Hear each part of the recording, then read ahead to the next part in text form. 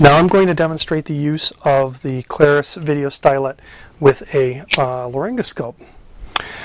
It's very simple to use this with a laryngoscope. This helps you intubate the patient when a grade 3, a grade 2B, Cormack and Lehane, grade 3, grade 4 intubation exists.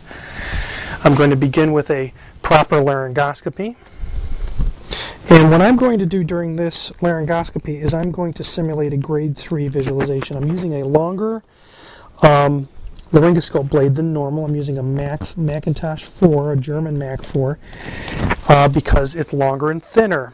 What I'm going to do with my grade 3 visualization, I can only see the epiglottis through the mouth, is I'm going to reach into the mouth almost as if I'm doing a retromolar intubation technique, and I'm going to pass the stylet underneath the laryngoscope, underneath the epiglottis towards the posterior pharyngeal wall. As I reach that posterior pharyngeal wall, I'm going to begin to visualize through the stylet to see what's underneath the laryngoscope. Let's back up a little bit. Let's look at the blade in the vallecula. And let's go under the epiglottis and look at the larynx. What I'm going to do now is I'm going to hold still with my left hand on the laryngoscope, and with my right hand I'm going to bend my elbow. It's not at the wrist, it's at the elbow, and enter the larynx. What I'll do now is remove the laryngoscope and advance the tracheal tube and withdraw the video stylet with a similar motion as to the insertion in sort of a sagittal plane.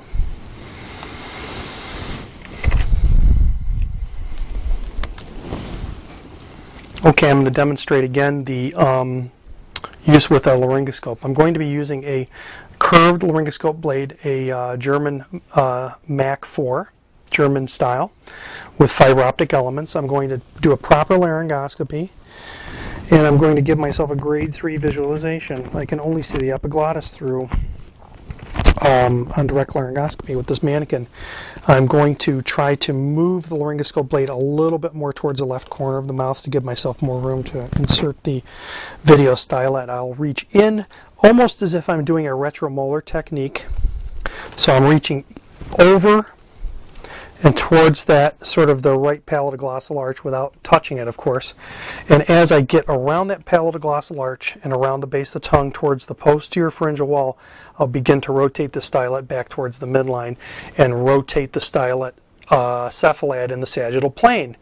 There I can see the larynx sitting right in front of me. What I'll do now is enter the larynx.